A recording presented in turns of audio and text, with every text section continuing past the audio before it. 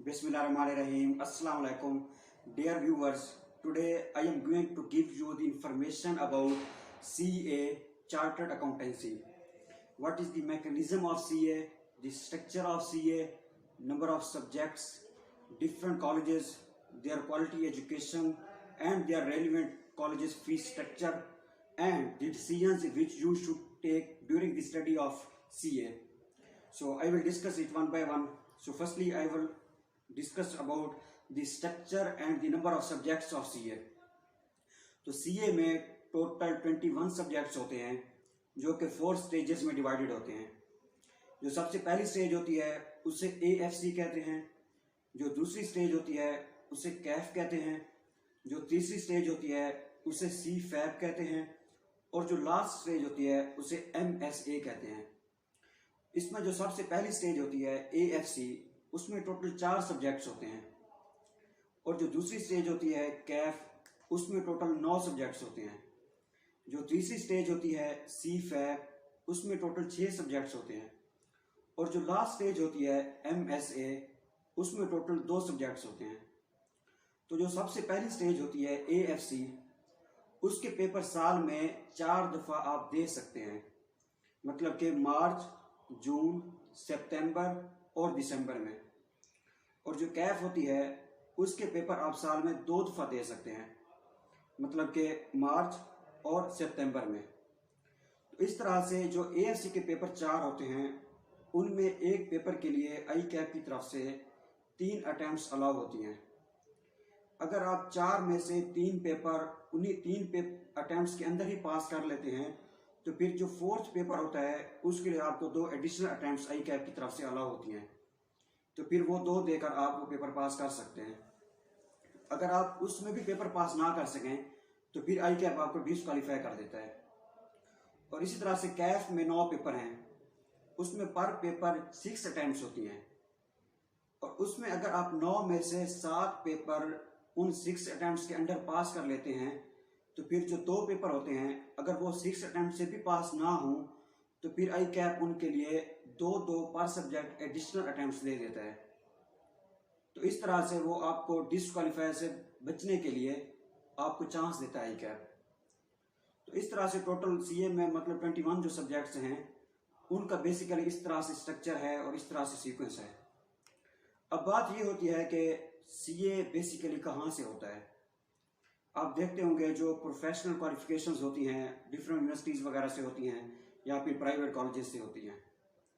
जिस तरह से आपने देखा होगा या सुना होगा कि FSC के बाद MD कैट या E कैट होता है, उसकी तैयारी आप मुख्तलिफ अकेडमी से करते हैं और उसका जो टेस्ट होता है वो आपका UET इंजीनियरिंग का और UHS MD कैट का टेस्ट लेता है।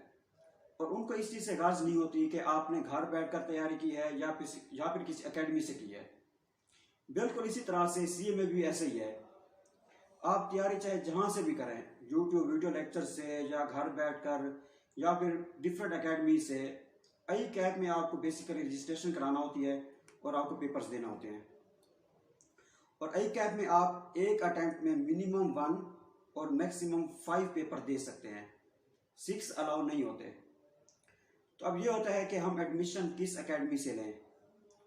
उसके लिए डिफरेंट सिटीज़ में डिफरेंट कॉलेजेस हैं और जो फर्स्ट स्टेज होती है वो बेसिकली सोर्स ऑफ रेवेन्यू होता है डिफरेंट कॉलेजेस के लिए। उसकी बेसिकली अगर देखा जाए जो रीज़न होती है, क्योंकि उसमें हमें पता नहीं होता कि CA बेसिकली है क्या, और जो टीचर्स हमारे हैं, कॉलेजेस की मैनेजमेंट है, जो उसके ओनर्स हैं, डायरेक्टर्स हैं, उनके डिसीजंस को हम समझ नहीं पाते।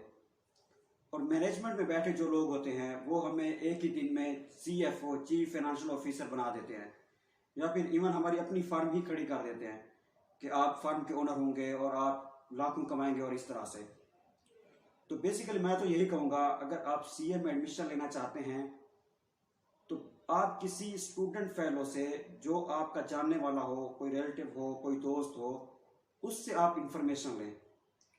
वो आपको वो बात बताएगा जो हकीकत होगी, ना कि आपको ख्वाब दिखाएगा, और उसके ऊपर फिर आपने बिलीव करना है।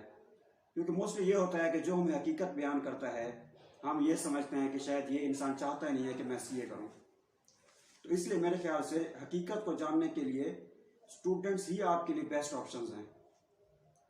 और इसके बाद आप डिफरेंट कॉलेजेस के बारे में डिफरेंट चीज़ें सुनेंगे कि फलां टीचर का फलां लेवल है, वो फलां कॉलेज में फलां अच्छे टीचर हैं, फलां में अच्छे टीचर हैं। तो मेरे ख्याल से बेसिकली तो स्टूडेंट ने खुद ही पढ़ना होता है और ये कह दिया जाता है कि फलां टीचर अच्छा है, 3 में से 1 को सिलेक्ट कर दिया जाता है।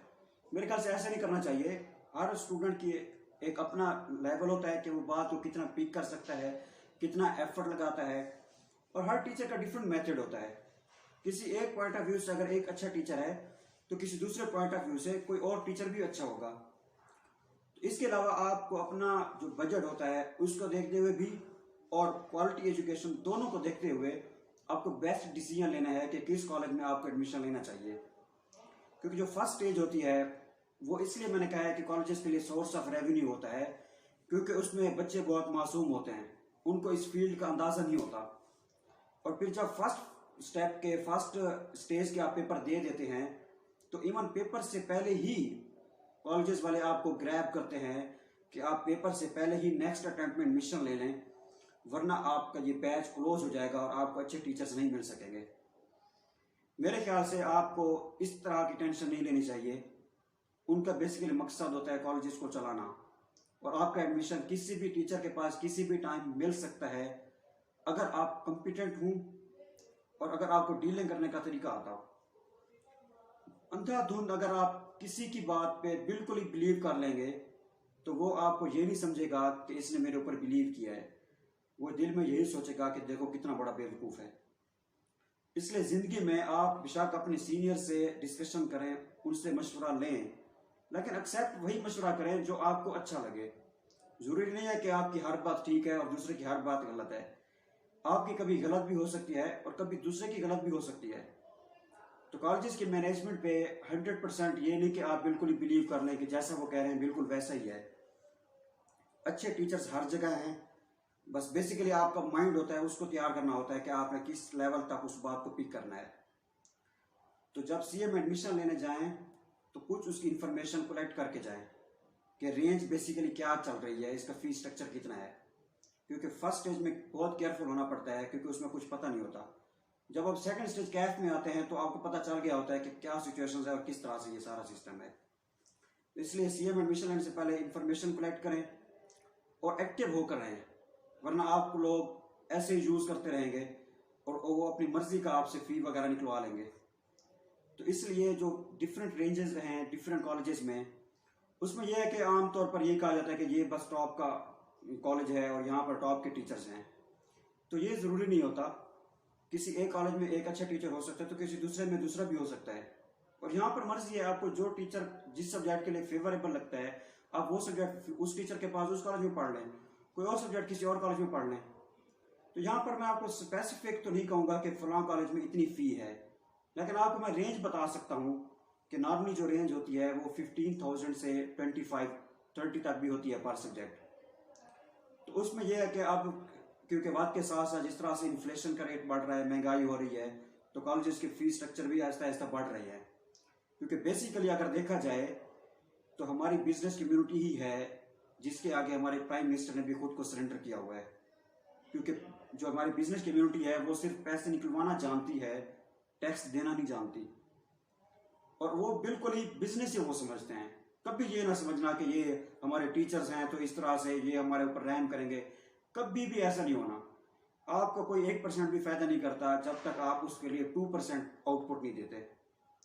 आपको ही हमेशा सेक्रीफाइस देना पड़ेगी क्योंकि आप स्टूडेंट हैं, ये आपकी मजबूरी है पढ़ना, और वो एज ए बिजनेस ही आपको डील करते हैं।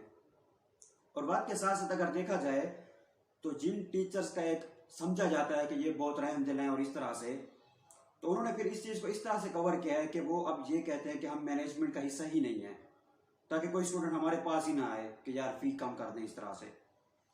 तो मैनेजमेंट जो बैठे होते हैं वो हमें यही लगता है कि यार इनका रूड बिहेवियर है, लेकिन वो ऐसे रूड बिहेवियर नहीं होता। उन्होंने कोई अपना बिजनेस खराब नहीं करना होता।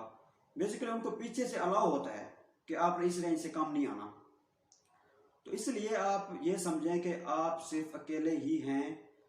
एडमिशन से पहले इंफॉर्मेशन कलेक्ट करके जाएं और खुद को प्रिपेयर करके जाएं, एक्टिव होकर जाएं कि मैंने किस तरह से डील करना है।